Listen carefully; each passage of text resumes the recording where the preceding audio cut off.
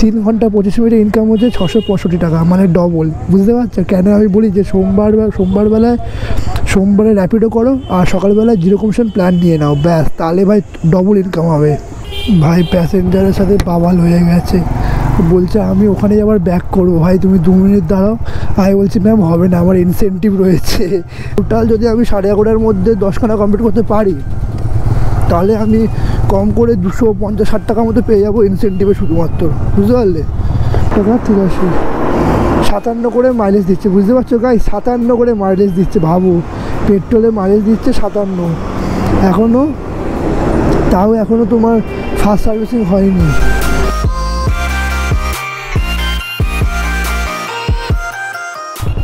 তো hey guys, welcome to my channel ride rover. আর আজ হচ্ছে 11ই নভেম্বর 2024, সোমবার। নতুন একটা সপ্তাহ, নতুন করে আবার শুরু র্যাপিডো করা। তো র্যাপিডো ইনসেন্টিভ প্ল্যান নিয়ে নিয়েছি 5 দিনের। এইবারে 95 টাকা পড়েছে, দাম আরও বাড়িয়ে দিয়েছে। আগেরবারে 89 টাকা ছিল, 6 টাকা বাড়িয়ে দিয়েছে। তো যাই হোক, ইনসেন্টিভ তো ভরে দিয়েছে। 8টা থেকে 11:30-এর মধ্যে মনে হয় 190 টাকা 10খানা রাইড কমপ্লিট করতে পারলে 850। আর 8:30 থেকে 11:30-এর মধ্যে পেট্রোল ইনসেন্টিভ দিয়েছে, 7খানা কমপ্লিট করতে পারে 70 টাকা। তো টোটাল যদি আমি 11:30-এর মধ্যে 10খানা কমপ্লিট করতে পারি তাহলে আমি কম করে 250-60 টাকার মতো পেয়ে যাবো ইনসেন্টিভে শুধুমাত্র। বুঝতে পারলে? তো আজকে মেন টার্গেট হচ্ছে আমার 12টা পর্যন্ত কাজ করা, ইনসেন্টিভগুলো নিয়ে 11:30-12টার মধ্যে আমি পৌঁছে যেতে, পারমিট নিতে চলে যাব পারমিট অফিসে। তো ওখানে গিয়ে পারমিটটা তুলতে হবে আজকে, তারপরে সার্ভিসিং করাতে হবে কালকে, কারণ অলরেডি বাইকটা 500 কিলোমিটার চলে গেছে। তো অনেকটাই হয়ে যাবে কিলোমিটার, তো কী আর করবো, কিছু করার নেই। তো চলো ঝপ করে আজকে পুরো দিন আমার সাথে থাকো তোমরা। নতুন একটা সপ্তাহ শুরু, আর নতুন কিছু যেন ভালো হয়। তো চলো পিক আপ করি। 1 কিলোমিটারে অর্ডার, আর 5-6 কিলোমিটার যাবে। আর সকালবেলায় ভাই ভর্তি অর্ডার পাচ্ছিলাম, কিন্তু সব দূরে। মানে এত দূরের অর্ডার কোনো দিন সকালবেলা পাইনি আমাদের বাড়ি এখান থেকে। এই প্রথম হচ্ছে 1 বছরের মধ্যে যে ভোরবেলা 8টায় খুলে, মানে 8টা নাগাদ খুলে সকালবেলায় 20 কিলোমিটার 25 কিলোমিটার 30 কিলোমিটার অর্ডার আমাদের ঘর থেকে। তো যাই হোক, আমি ছোটো অর্ডারই করবো, কারণ নাহলে ইনসেন্টিভ ভোগে চলে যাবে। তো চলো ঝপ করে পিক আপ করি। ওটিপি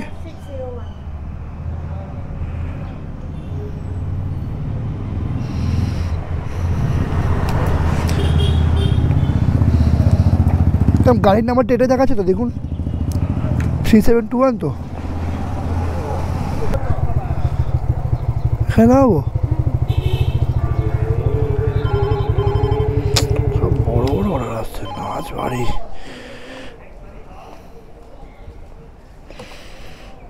তো অনলাইনে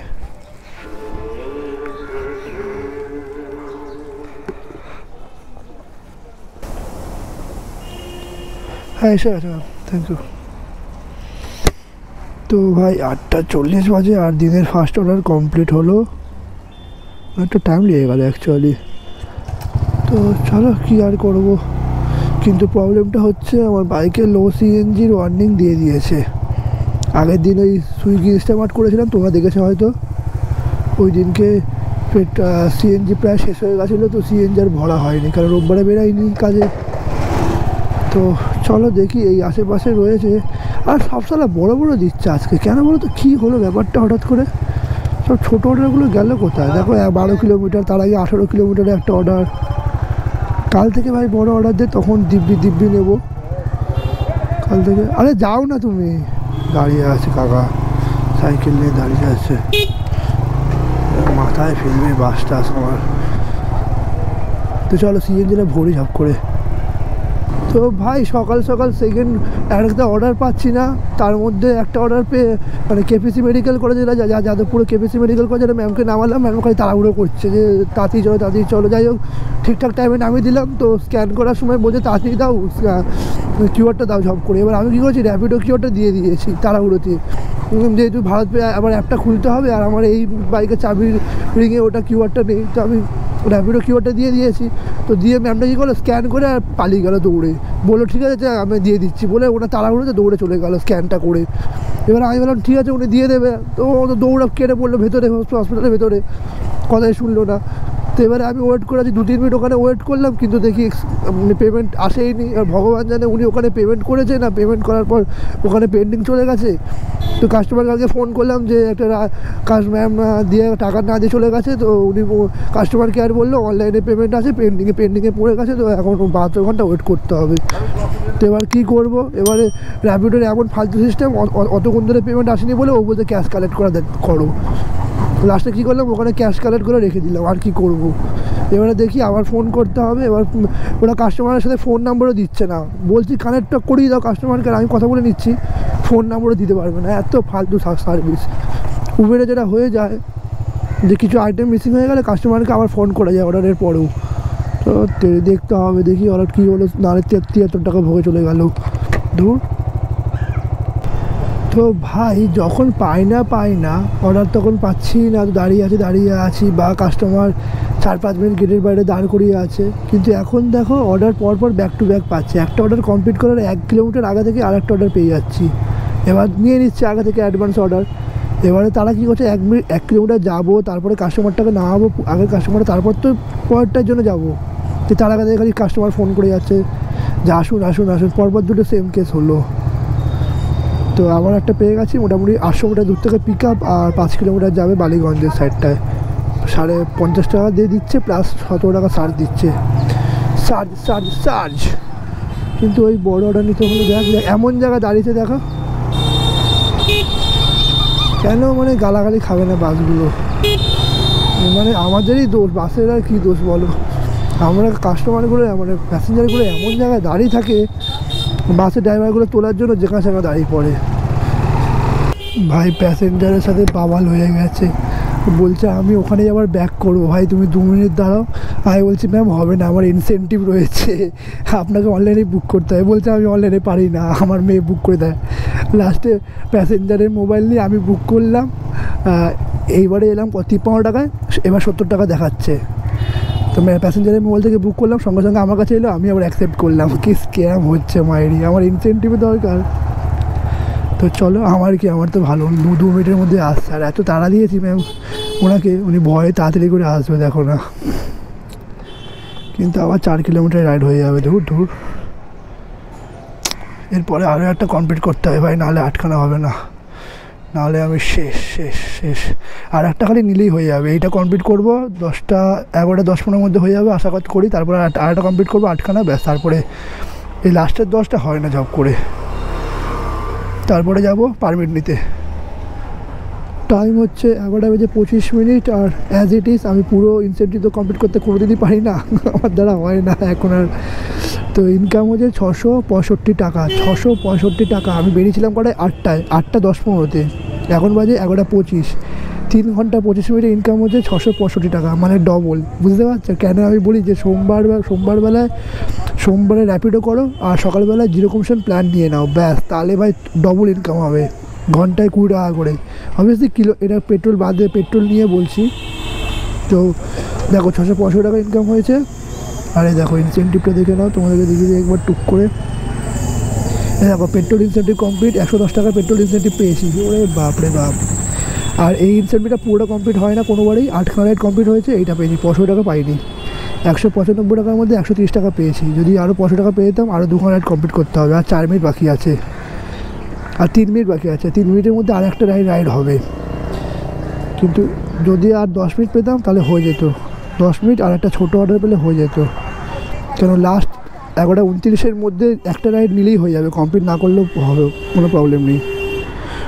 তো যাই হোক চলো, এর পরের ইনসেন্টিভ আছে 12টা থেকে 3টে পর্যন্ত 115 টাকা, কিন্তু ওটা হবে না, আমাকে এখন যেতে হবে পারমিটটা তুলতে। তো চলো যাই আলিপুর RTO।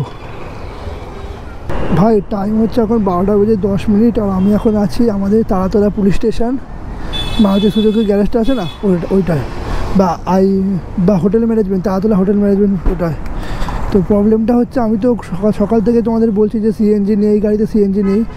তো এবার হঠাৎ করে চলতে দেখি যে ধকধক করছে, মানে সিএনজি প্রায় শেষ, আর একটু হলেই সিএনজি শেষ হয়ে যেত, একদম পাওয়ার পাচ্ছি না। তো লাস্টে বাধ্য হয়ে পেট্রোল মোডে করতে হলো।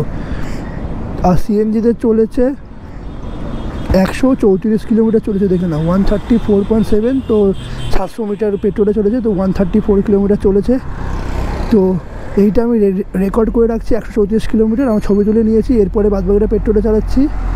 আর দেখি পারমিটটা তুলি, তারপরে সিএনজি যখন ভরবো তখন একদম মাইলেজ শেষটা করে দেবো। সিএনজি যা ভরবো সেটাকে 134 দিয়ে ভাগ করলেই সিএনজি কত মাইলেজ পাচ্ছি সেটা পেয়ে যাবো। তো চলো আপাতত পারমিটটা তুলতে যাই।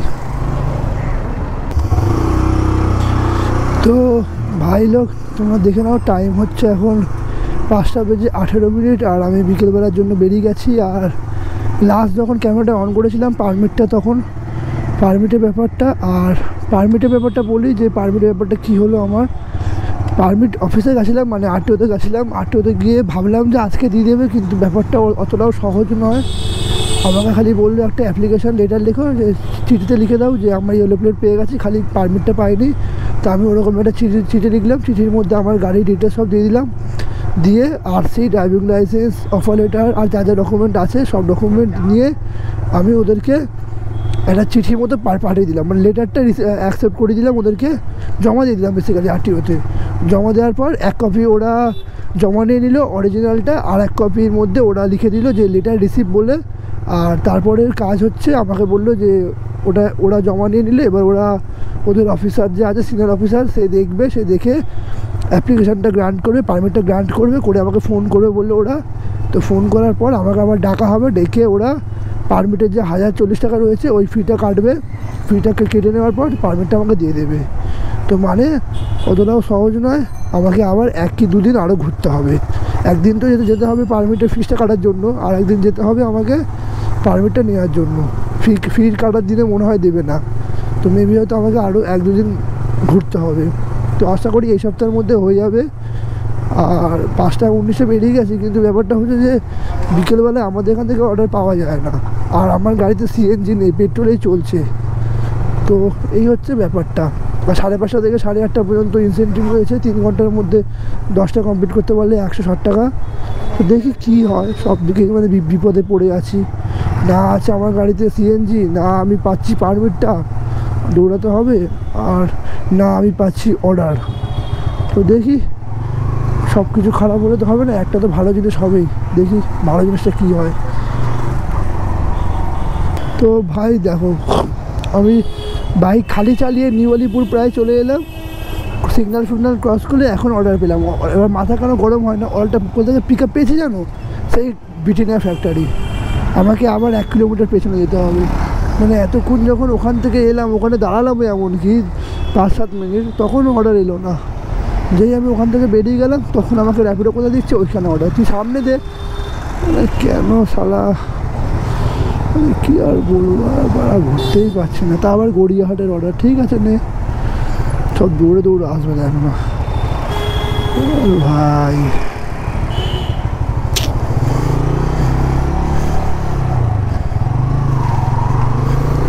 ও তেরিয়ে আবার ইচ্ছা করে সিগন্যাল দিয়ে দিল দেখ। হ্যাঁ রিপোর্টটা 77। হ্যাঁ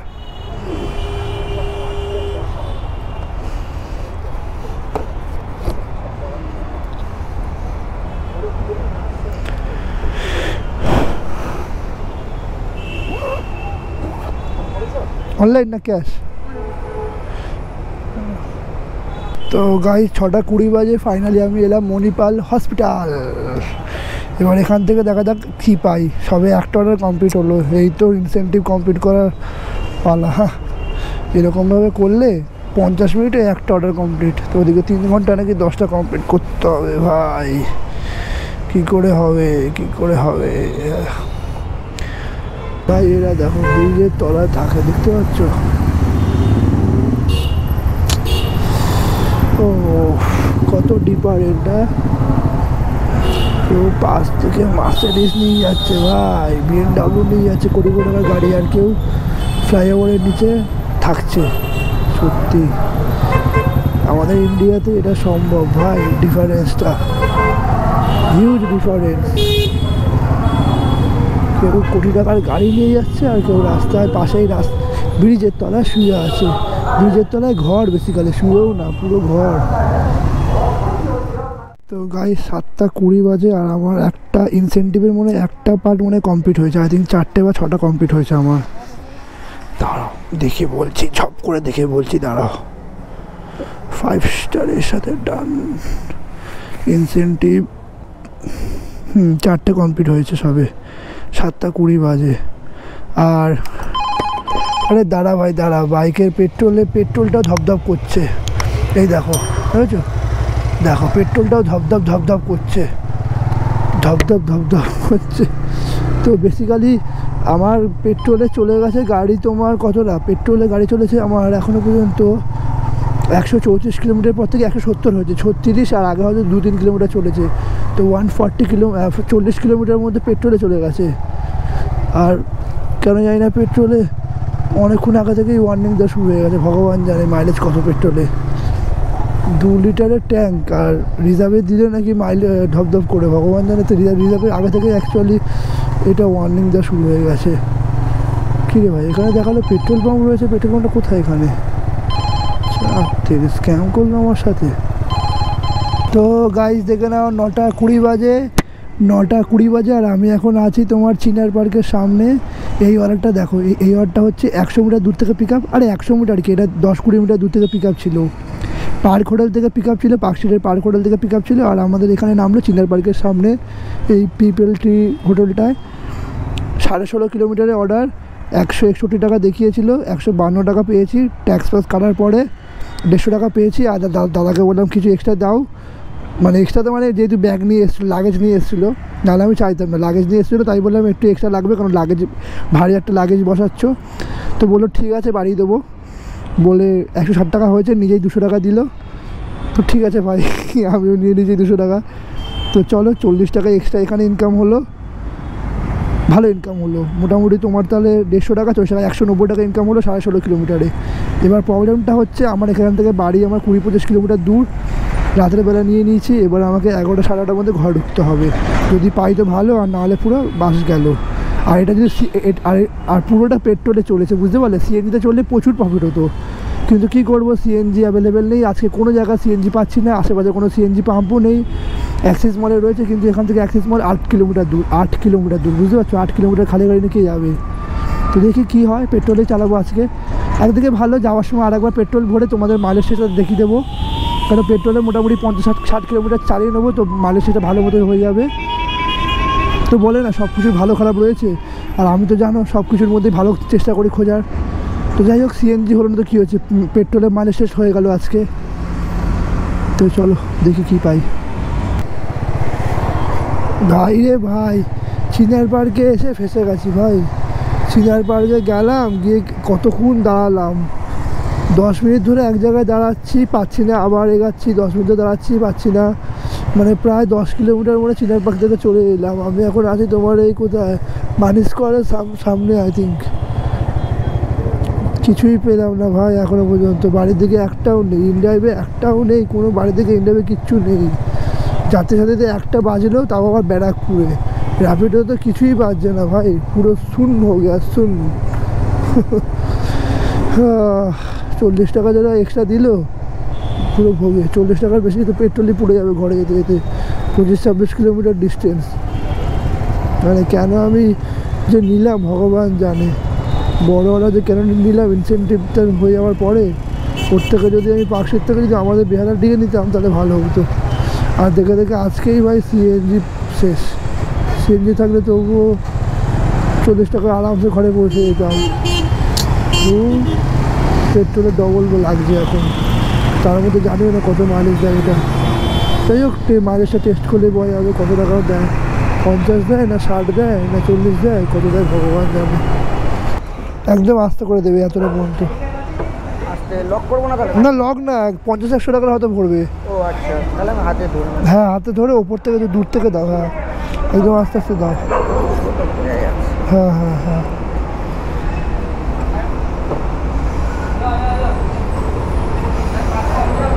দু লিটারের ট্যাঙ্ক তো হয়তো 1 লিটার হয়তো ঢুকবে। এই দেখো দেখো দেখো দেখো পড়ে গেল।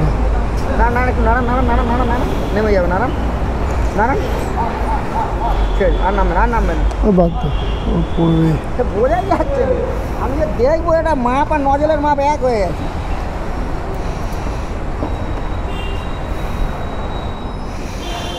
এ তো অটো লক হয় তো? না, অটো লক হয় না? তো যায় না, তো ঢোকাবে আর কোথায়? একটু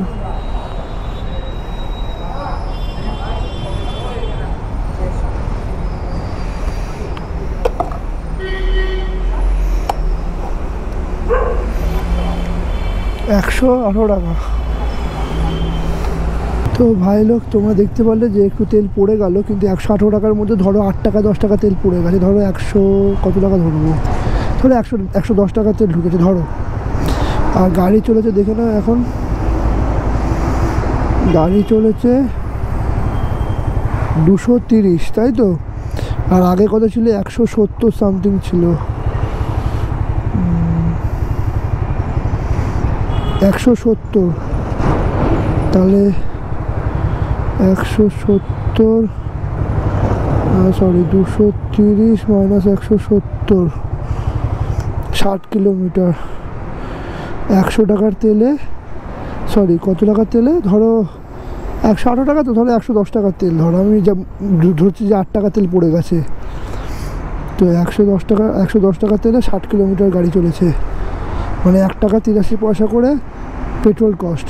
তাহলে 105 টাকা করে, 1 টাকা 83, 57 করে মাইলেজ দিচ্ছে। বুঝতে পারছো গাই? 57 করে মাইলেজ দিচ্ছে। ভাবো, পেট্রোলে মাইলেজ দিচ্ছে 57 এখনও। তাও এখনও তোমার ফার্স্ট সার্ভিসিং হয়নি। অলরেডি ফার্স্ট সার্ভিসিং অনেক দিন হয়ে গেছে, কালকে করে নেবো। ফার্স্ট সার্ভিসিং থার্ড সার্ভিসিং হলে এটা মাইলেজটা মিনিমাম 57 থেকে বেড়ে 60-65 তো হবেই। তো ভালোই দিচ্ছে। যাই হোক, সিএনজির মতো তো কিছুই না। তো চলো একদম ঘরে গিয়ে দেখা হচ্ছে। আর পুরো খালি গাড়ি নিয়ে আসতে হলে 25-26 কিলোমিটার পুরো খালি গাড়ি নিয়ে, আবার পেট্রোলে। তো হে গাইস, ঘরে চলে এসেছি। আজকে একটা অনেক বড় দিন, লং ডে গেছে আর খুব টায়ার্ড হয়ে গেছে আমি। তো চলো ঝপ করে আজকে হিসাবটা বলে দিই। আজকে র্যাপিডোতে 16খানা অর্ডার কমপ্লিট করেছি। 16খানা অর্ডার কমপ্লিট করে ইনকাম হচ্ছে 930 টাকা, আর ইনসেন্টিভ মিলিয়ে টোটাল ইনকাম হচ্ছে 1240 টাকা। আর 40 টাকা এক্সট্রা পেয়েছিলাম, মানে মনে হয় আরও বেশি টাকা এক্সট্রা পেয়েছিলাম বলতে গেলে। তো যাই হোক, আর গাড়ি চলেছে আজকে 150 কিলোমিটার, তার মধ্যে 54 কিলোমিটার, প্রথম 54 কিলোমিটার সিএনজিতে চলেছে, আর বাদ বাকি 98 কিলোমিটার চলেছে পেট্রোলে। তোমরা পেট্রোলের মাইলেজ টেস্ট দেখে নিয়েছো, 58 করে দিচ্ছে নতুন গাড়িতে। আর সিএনজি মাইলেজ টেস্ট কালকে দেখে নেবে, কালকে সিএনজি যখন ভরবো। তো পেট্রোল আর সিএনজি কস্ট মিলে দাঁড়িয়েছে আমার 150 কিলোমিটারে 234 টাকা। তো টোটাল পেট্রোলের কস্ট, সিএনজির কস্ট সব মাইনাস করলে দাঁড়ায় 1050 টাকা আমার ইনকাম হয়েছে। আর সকালবেলা চালিয়েছি 3 ঘন্টা 45 মিনিট, আর বিকেলবেলা চালিয়েছি মোটামুটি 3 ঘন্টা 15 মিনিট বা 3.5 ঘন্টা। তো টোটাল আমার টাইম হয়েছে 7 ঘন্টা 15 মিনিট। তো 7 ঘন্টা 15 মিনিটে আমার ইনকাম হয়েছে আজকে 1050 টাকা। 7 ঘন্টা 15 মিনিটে ইনকাম, তো বুঝতেই পারছো অনেকটাই ভালো ইনকাম হয়েছে। তো এর মধ্যে 26 থেকে 30 কিলোমিটার আমি শুধু খালি গাড়ি নিয়ে এসেছি। ভাবো, আরও মোটামুটি 50 টাকা বাড়িয়ে দাও, বাড়িয়ে দিলে মোটামুটি 1100 টাকা আমার ইনকাম হতো আজকে 7.5 ঘন্টার মধ্যে। তো চলো আজকের মধ্যে এতটাই। Stay safe, safe drive, tata, good bye, good night. আর সবই সোমবারের র্যাপিডোর দয়া। Tata, by.